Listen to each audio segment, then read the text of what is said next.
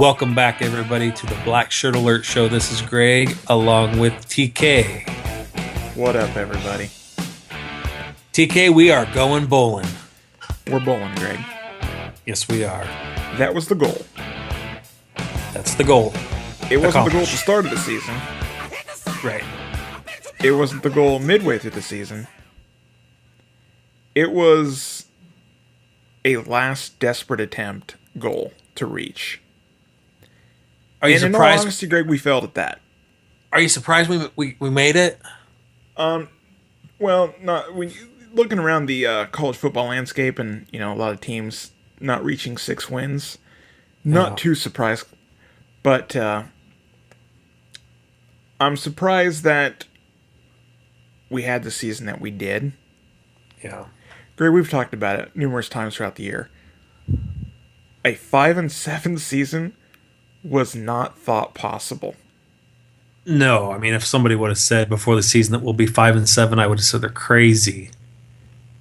Greg, I'm looking around. I look at some of our losses, and it pisses me off. Not just because of we lost. I can handle losing. It's how we lost those games. Error, poor coaching, poor game management, poor preparation. It was a cluster, explicit, if you know what I'm saying. Trav, the Illinois game really just bugs me for some reason. That one sticks out as a botched game. Greg, I don't like to talk about that game for many reasons, but the game was won. But we won the game. And then it's like our coaching staff just said, you know what? Let's just start passing the ball. Let's just not win today. Let's just not win. We're just going to start passing the ball. There's only a minute and a half left in the game. We'll just pass. Trav, I really feel, and I've said this in prior episodes, I really feel like that loss to BYU on that Hail Mary. It defined our season, Greg. It what? It defined our season. Yeah, it defined it. Yeah, it really messed things up right from the start. Now, we can sit here, Greg, and we can talk about, all the things that's happened throughout the year.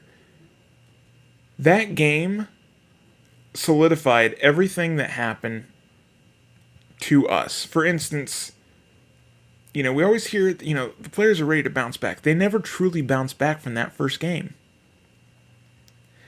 I think they brought into the preseason hype where everyone's saying, oh, this is going to be one of our best teams yet because we have a favorable schedule. All of our tough games are at home. Do we have a new staff? Yes, but these guys are thought to be better than the last staff. Mm-hmm. So these players probably just thought, hey, it's in practice, it seems like we have everything down. We're good to go. Mm-hmm. And they did come out, and they did, they got out ahead of BYU.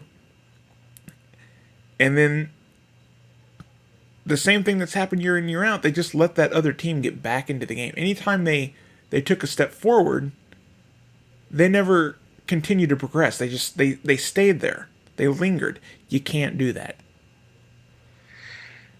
Trav, one thing that sticks out is when you look at Mike Riley's record historically, he's always had some questionable games, and then bam, he beats a top 5, top 10 team. Okay, that happened this year.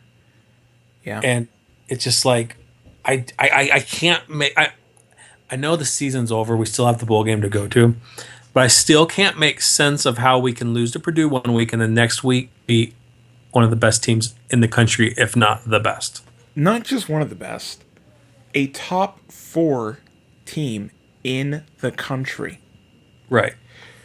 Greg, we're going to be Yes. having a few more shows before the season's over with. Yes. We're going to have, a bowl game special after our bowl game and everything. Signing day. And then we're going to ramp up for spring. But here's the thing, Greg. Yeah. Before we get into that, I just want to say, when Mike Riley was hired, now I'm sure, like you were kind of like, what? What? Yes. And I've heard of Mike Riley, and I wasn't familiar with him. I've heard of him. Mm-hmm. Sure. I remember him having a couple of good teams a few years back at Oregon State. Yeah. And all I heard was give him a shot, give him a chance. He's, it's going to be fine. You guys are Nebraska, you got all the resources, you got money. All you have to do is get a good staff that knows how to utilize talent. I think what we saw, Greg, is a staff that was overwhelmed with everything that was going on. They were flustered. Mm-hmm. They really didn't know what they had as far as personnel. All we heard was, the offense and the defense is going to be tailor-made to the talent that we have on our roster. That was not the case. I don't think that the staff really truly understood what they had, and at times this year tried to do too much. Trev, let me ask you this question. Mike Riley, he coached the Chargers for Chargers. I think 3 years. I think he had one of the worst seasons in Charger history there, maybe even a winless season. Right. Okay, let me ask you this question, Trev. I mean, I think it's fair to say that the fan base for the Nebraska Cornhuskers is a lot more passionate than, the Chargers. Right. Is it possible Mike Riley just didn't fully understand the tradition of Nebraska football, and that perhaps he just kind of thought, well, it can't be, any different than coaching the Chargers. I mean, they're just a college team. And then when he got here, it's like, oh, shit, this is the big time here. Greg, here's the thing with Mike Riley. I respect the man for the man that he is, okay? Yeah. And we've met Mike, great guy. Fantastic Personally. guy. Yeah. He's the type of guy that you just want to hang out with. Because he's like a buddy. Yes. He's friendly.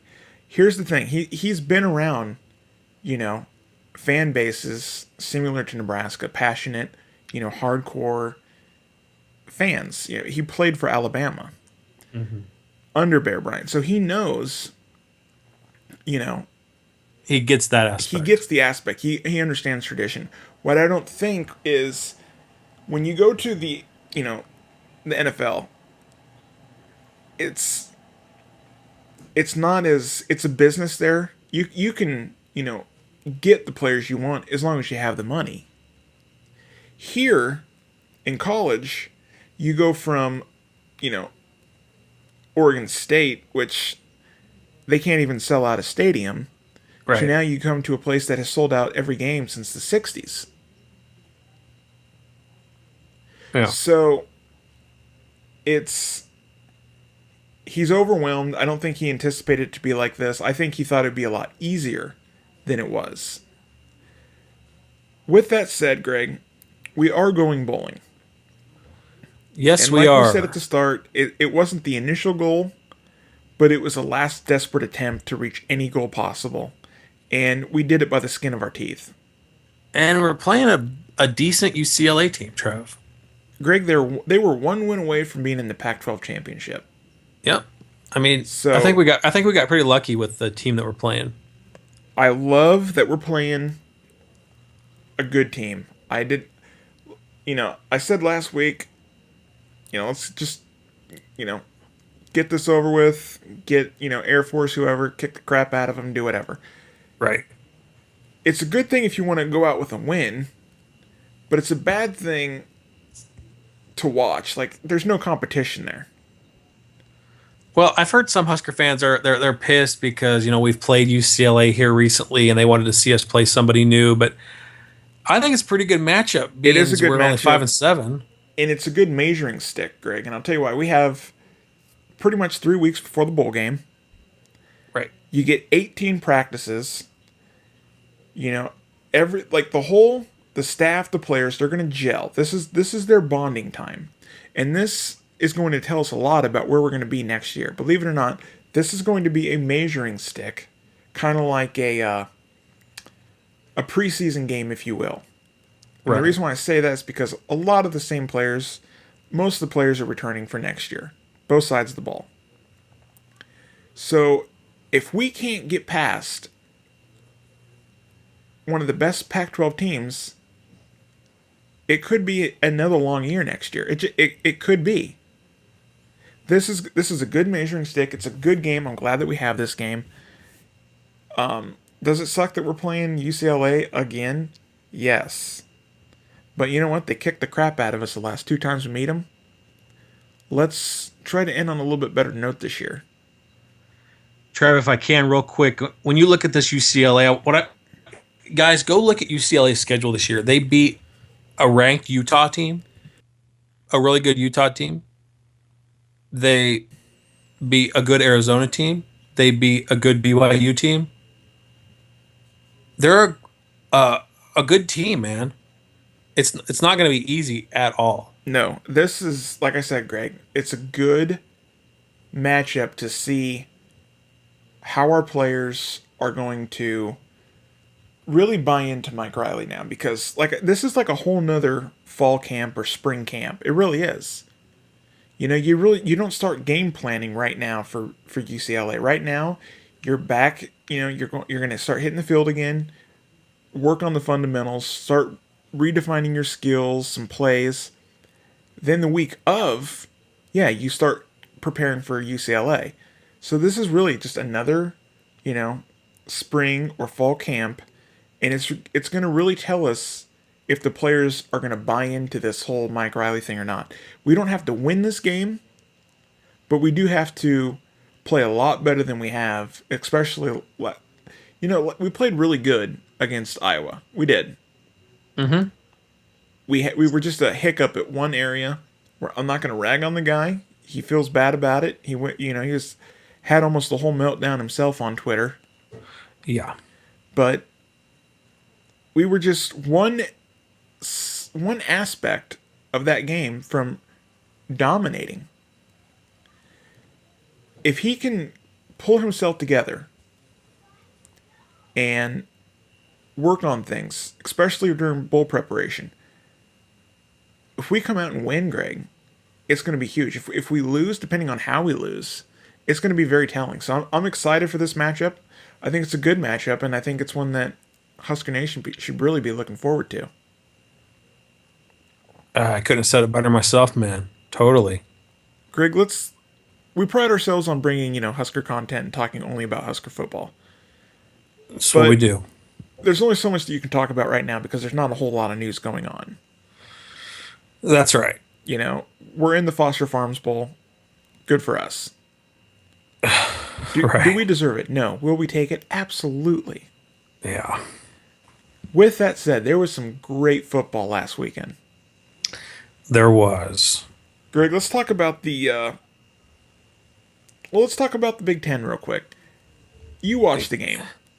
Absolutely. And to anybody that says that was a boring game, I will say you're not a fan of football. No, that is traditional football right there. Yes, sir. That is what football's all about. Buckling down, getting your chin strap snapped up. Yep. Balls to the wall football. Just ram it down their throat.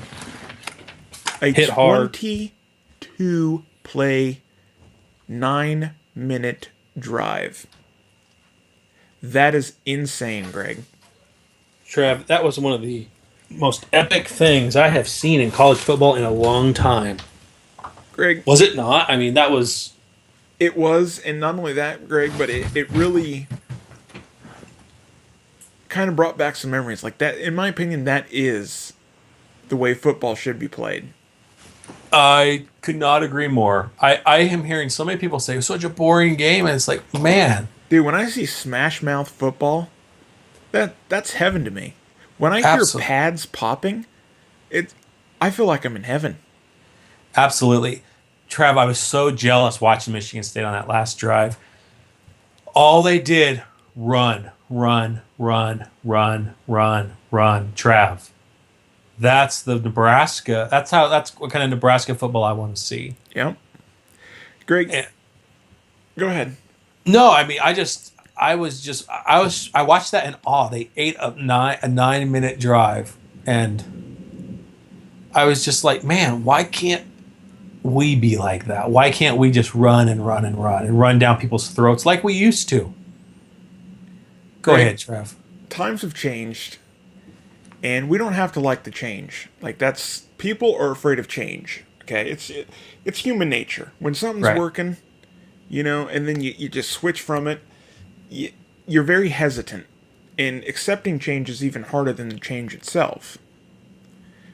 One thing though, and I can tell you this, I will never get used to a dinky do offense. I just won't. Mm-hmm. When I see a Monty Cross just, running downhill, knocking Right. fools out of his way, I get pumped up for that. Yeah. When I see Yeah. a player running side to side, zigging, zagging, and take last night's game. You had what's his name for the Washington Redskins? I'm not certain, Trev. It doesn't matter. Go ahead. Running backwards to his own end zone. Right. Yeah. I was screaming at the television set. Now I'm a Cowboys fan, but who the hell does that? So I'm not a fan of this whole little, these swing passes that we do. These little, I'm not a fan, Greg. I'll never be a fan. Trev, I would rather watch Nebraska. I would rather watch boring Nebraska football getting 4 yards a down than watching dramatic catches from Wester Camp. And I'm not saying nothing against him, but watching a bunch of dramatic catches. I'd rather watch his smash mouth 3 yards a gain, 4 yards a run, than I would throwing all the time. Getting interceptions killed us in that Iowa game, Trev. Mm-hmm. We lost that game because of 4 interceptions. No excuses. Greg, Put the ball on the ground, run. put it on the ground, run, pop some pads. Yes. Put dents in face masks. That's what it's all about. Absolutely. Greg, here's what gets me, okay? Here's what I'm a fan of. Now, I want you to watch very carefully. If you ever get a chance, ESPN, they always have replays. Yeah. Watch that Michigan State-Iowa game. Yeah. That very last drive, okay? Yeah. Look at the Iowa defensive players. They're gasping. They were gasping. Yeah. Now, they put in good effort at that goal line stance, They did. but they failed. And this is not a dog on Iowa. Any defense would have been gasping for air after that. Greg, any professional, Yes. if any pro team was able to have that type of success, 22 play drive, take 9 minutes off the clock, and that defense is still out there, they're gasping. Yes. Now, you can sit here and say, well, the offense should be gasping too. Not necessarily. So, Trev, just to be clear, we have a lot of Iowa haters, and we love them all. We're not ragging on Iowa. That you could have put anybody out there. Greg, I have nothing bad to say about Iowa today. Right. They did play a hell of a game. They did. They pushed Michigan State to the limit. The game ended as I thought it would, with Michigan State winning. Mm-hmm. But I do credit Iowa for their players' heart. They were gasped. They were... Mm-hmm. I don't even think that some of their players knew where they were towards the end of that drive. They still fought. I mean, I gotta hand that to them. Hats off to them. And that's the kind of football I love to see, Greg. Yep. Just giving 110%. Here's the thing. If you lose, fine. Lose. But they lost giving 100%. And you know what? And they're heading to the Rose Bowl, Trav, and we're heading to the freaking Foster Farms Bowl. Right? Greg, we didn't even deserve to go to. That's like that. Nebraska won a national championship with going to the Foster Farms Bowl after the season that we had. Right. We got rewarded with a participant trophy, if you will. Mm-hmm. This is a thank you for playing the game bowl. Thank you for just having a football program bowl. Right. We needed the bowl game, though. I'll take it. A lot of people are still criticizing that we're going to the bowl game. Who gives a shit? We don't deserve to go to a bowl game. Me and you both agree with that. But we're going to take it because we were invited. You don't get mad at a school because, they had a high enough strength schedule, APA. You don't get mad at them for, getting invited. You get mad at the system, having 40 bowl games and not enough teams winning 6 games. Mm-hmm. Don't get mad at us. But, Greg, I think with Michigan State being in the, playoffs now, they're going to face Alabama, who won the SEC over Florida in decisive fashion. That's going to be a damn good football team. That's going to be a damn good football game. Yep. And a lot of people are just automatically saying, "Oh, Alabama's got that locked up." I'm not so sure. One thing I never do, I never bet against Mark D'Antonio.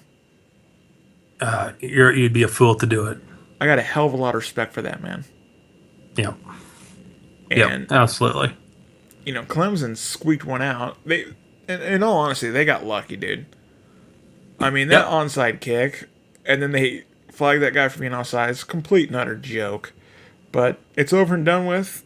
They won the game, so your top 4 is Clemson, Alabama, Michigan State, Oklahoma. And, Greg, if I have anything negative to say, it's that Oklahoma does not deserve to be in the playoffs, in my opinion. Well, okay, you're onto something there, Trav. I read that, some Iowa fans think that, they should get that spot. And, a lot of Iowa fans, what they say is, well, Oklahoma's the Big 12 champions, Iowa is not the Big 10 champion. But, I mean, I guess, call me crazy, call me ridiculous. I can see a case where Iowa fans could make that they should still be in that top 4. Greg, can I say something now? We've said a lot of bad things about Iowa. Yeah. A lot of it is true. It's all justified, sure. But who did Iowa lose to? The one Michigan team. State. Yep. Who did Oklahoma lose to? The second worst team in the Big 12. Mm-hmm. And they didn't even have to have a championship game. So Iowa had to play an extra game. Yeah. And Oklahoma didn't. And Oklahoma lost to a much better team than what... Or Michigan State lost to a much better team than what Oklahoma lost to. I mean, we haven't beaten Texas, but we were a better team than Texas this year. Sure. Iowa didn't lose to anyone during the regular season until the championship game against Michigan State. And they lost really, Greg, if you want to... They lost last second. Pretty much last second. They did. I mean, that game... That game's a coin toss, Trav. I mean, it just didn't fall their way. And... I mean, they got outclassed in that fourth quarter by that Michigan State offense. But, we all know that game could have went either way. It could have. And, here's the thing, Greg. While I hate Iowa, I actually have a lot of respect for Oklahoma, but you play in the Big 12. You play, they always say, hey, there's 10 teams and we play all 9 teams. Wonderful. Congratulations. You still have one less opportunity to lose when you don't have a championship game. Trev, when you look at the Big 12, you're looking at a division that got soft after Nebraska left, Missouri left, Colorado left. Am I wrong? I mean, it just doesn't feel the same. Greg, you're gonna hear, you're gonna hear people say, well, they added TCU. Yeah, they added TCU. Big freaking deal. TCU, they're having a good run right now. It's not gonna last. It just won't. It's TCU. They don't have nearly the prestige, nearly the wow factor of Oklahoma, of a Texas, of a Florida, of an Alabama, of a Nebraska, of a USC. No one's gonna take over that job after Gary Anderson and just keep that whole train rolling. Okay, when a good coach comes along, yeah, they'll take TCU. But when a better job comes along, and there's tons of them, they're going to bolt. They're gone. So TCU is going to fall off the map, and it's going to happen somewhat soon. Okay, Yeah. Texas is down right now, but Texas has so much money that they're going to go out and get Bill Belichick for $20,000, $20 million a year. They have the Yeah. money to do it. So Texas will be back. Texas will be back. But here's the Nebraska thing, will be Greg. back. You Yes. know, if Iowa didn't have to play a championship game, they're in, and Oklahoma's out. Right. Oh yeah. Mm-hmm. Yeah. Okay, so let's just cut to the chase. I don't want to hear any Oklahoma fan email us, send us hate mail. You don't deserve to be there. I'm sorry, but it's true. You got beat by you guys got beat by Texas. Yeah. When you have Let when you that look sink in. You can sit there and say, "Oh, Texas, that's a big name." They suck. when you're looking at an Iowa team whose one loss was to the number 4 team in the country, who's sitting in the playoffs right now. Mm-hmm. Now, make no mistake, we stand by everything we've said about Iowa. So don't make no mistake. But the fact of the matter is, they have a look better like a resume. better team. They have a better resume. Now They you do, can yes. say that Iowa has had the weakest schedule in all of college football, and they did. They did. They did. But they did what was asked of them. They beat those teams. Yeah. And their only loss was 3 points to the number 4 team in the country. Oklahoma lost by 4 touchdowns to the second worst team in the Big 12. That's pretty telling. So, with that said, Greg, I would like to hear your prediction on who wins the national championship. I really want Michigan State to win. You know, I think you're probably looking at Alabama probably winning. I think you're looking at Alabama versus Oklahoma. I think you're looking at the Alabama national championship, and that's where my money's going. Greg, we've talked a lot about how Oklahoma doesn't deserve to be in the championship. They don't Right. deserve to be in the playoffs. Right.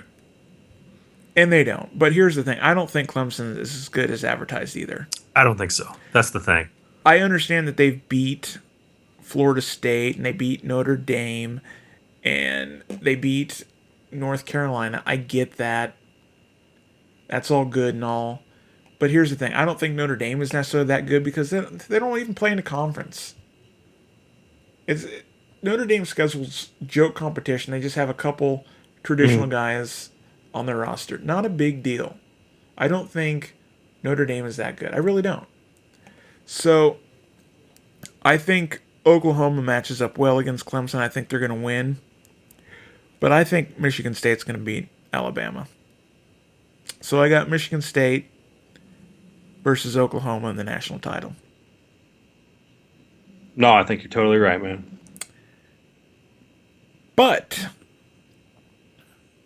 I do hope Michigan State's able to win it all. And I think if anyone could do it at Michigan State, it's going to be Mark D'Antonio. I love the guy. I think he's a fantastic coach. He's a guy that carries himself with class. And Greg, let me talk about class for a second. You know what I don't understand? What's that? Now, I'm not a Bo Pelini fan, but I never minded his little temper tantrums on the sideline. I like the fact that the guy showed passion, if you will. But I'd like to know how people can get pissed off at Bo Pelini for throwing little sideline temper tantrums, but yet they praise guys like Jim Harbaugh. And I've heard excuses like, well, the difference between Jim Harbaugh and Bo Pelini is Jim Harbaugh's a winner. Bo Pelini has a better record than Jim Harbaugh. As a head coach, Bo Pelini has a much better record than Jim Harbaugh. They both won the same amount of championships. 0. Yeah. So I don't understand how, just because he's a winner, he's able to act like an idiot on the sideline, and other people aren't. Jim Harbaugh's an embarrassment. He's an embarrassment to the Big Ten Conference. Yeah. Yeah. And Greg, I just want to throw out one more congratulations to a buddy of ours, Scott Frost, Yeah. new head coach down at University of Central Florida. Yes, sir. I think we kind of touched on that a little bit last week, but yeah, I mean, it's huge news, and Well, can't Greg, wait to. the reason why I want to touch on it is he said that he's going to hit the ground running and go out and recruit. He's already landed two of the fastest players in Florida. Mm-hmm. Hasn't even been on the job in a week, and he's already got two of the fastest players in Florida. I think he's determined to do damn good down there. He is. I think you're right. With that said, Greg, I think we've covered everything. Yeah. Anything that you'd like to add, my man? Just it's been a long season, and we really appreciate everybody hanging in there with us and watching some of our episodes. Some of them had a ton of downloads. Some of them didn't do too hot. And we are working constantly to try to bring Husker legends onto the show. And we have a lot coming up in future shows. And Trav, you want to maybe just tell everybody real quick about the Super Show coming up? Guys, after the bowl game, we are going to have a huge show, kind of like a farewell to the season, if you will. We're going to talk about the expectations that we all had preseason, and then expectations during the middle of the season, and of course, how everything planned out. And we are going to bring on former legends, and we're going to try to get people that you haven't heard from. We're going to make it a very special experience, something that every Husker fan is not going to want to miss. Yeah, it's going to be huge. Basically, we're just going to kind of look at the season, the ups, the downs, where we stand now, because we'll have a better idea after the bowl game, and where we're going in the future, 2016 and beyond. So stay tuned for that. And guys, go Big Red.